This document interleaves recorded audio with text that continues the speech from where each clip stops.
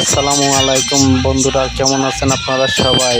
আমরা আজকে রাখলাম চট্টগ্রাম কল্পলক আবাসিকে একটা অনুষ্ঠান চলতেছে। ওই জায়গায় আমরা আজকে আর কি ডান্সের প্রোগ্রাম নিয়ে আসলাম।